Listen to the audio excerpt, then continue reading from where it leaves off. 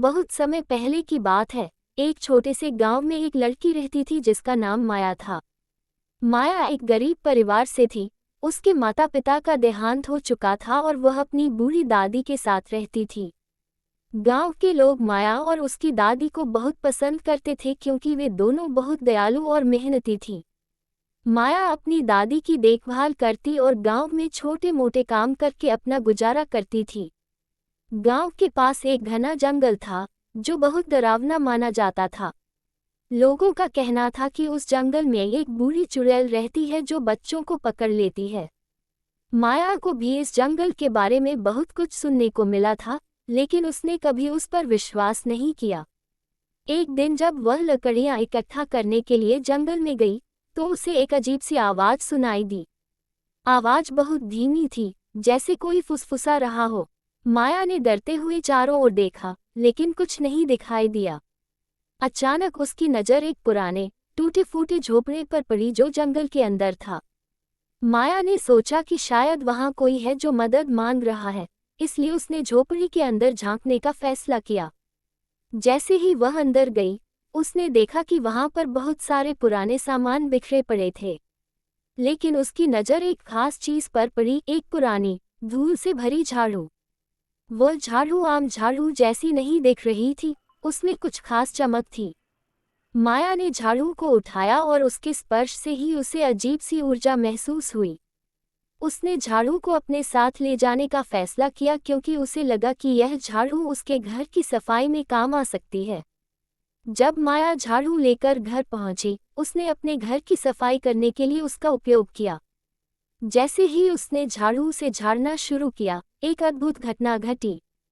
झाड़ू ने अपने आप पूरे घर की सफाई शुरू कर दी। माया हैरान रह गई। झाड़ू खुद ही उड़कर सभी जगहों की सफाई कर रही थी। उसकी दादी भी ये देखकर हैरान थी। माया को अब यकीन हो गया था कि यह कोई साधारण झाड़ू नहीं थी, बल्कि एक जादुई झाड़ू थी। माया ने इस झाड़ू की मदद से पूरे घर को साफ कर दिया। अगले दिन उसने सोचा कि वह इस झाड़ू का इस्तेमाल गांव वालों की मदद करने में कर सकती है। उसने सबसे पहले गांव के मंदिर को साफ किया, जहां महीनों से कोई सफाई नहीं हुई थी। मंदिर के पुजारी और गांव के लोग बहुत खुश हुए और माया की प्रशंसा करने लगे। अब माया रोज इस झाड़ू की मदद से गांव की गलियों, मंदिर और घरों की सफाई करने लगी। उसकी वजह से पूरा गांव चमकने लगा और गांव वाले उसका धन्यवाद करने लगे। सब कुछ अच्छे से चल रहा था, लेकिन एक रात माया के सपने में एक बूढ़ी औरत आई। उसने माया से कहा, वह झाड़ू मेरी है। मैंने उसे सालों पहले छिपाया था। उसे वापस लौटा दो वरना तुम्हें इसका खामियाजा भुगतना पड़ेगा। माया ने घबरा कर उठी और उसने दादी को सब कुछ बताया। दादी ने कहा कि यह चुड़ैल का काम हो सकता है और माया को सावधान रहना चाहिए। अगले कुछ दिनों में माया ने महसूस किया कि झाड़ू में और भी जादुई शक्तियां थीं। एक दिन जब वह गांव के एक बीमार बच्चे के घर गई, उसने देखा कि बच्चे के घर की हालत बहुत खराब थी। माया ने झाड़ू से वहां सफाई की और अचानक से बच्चे की हालत में सुधार होने लगा। माया को समझ में आ गया कि इस झाड़ू में न केवल सफाई की शक्ति थी, बल्कि यह बीमारियों को भी ठीक कर सकती थी। माया ने गांव के सभी बीमार और जरूरतमंद लोगों की मदद की।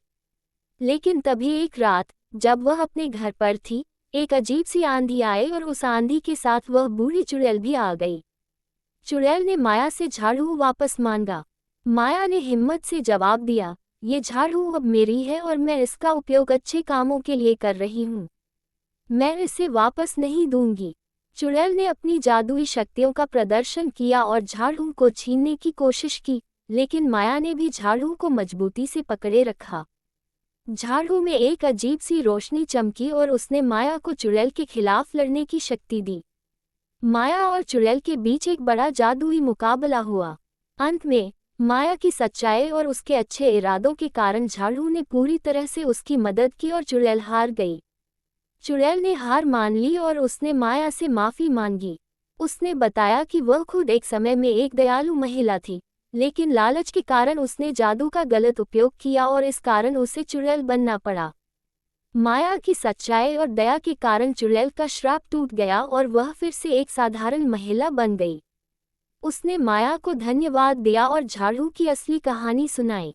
उसने कहा, ये झाड़ू मेरे पूर्वजों की थी, जो लोगों की मदद करने के लिए जादू का उपयोग करते थे।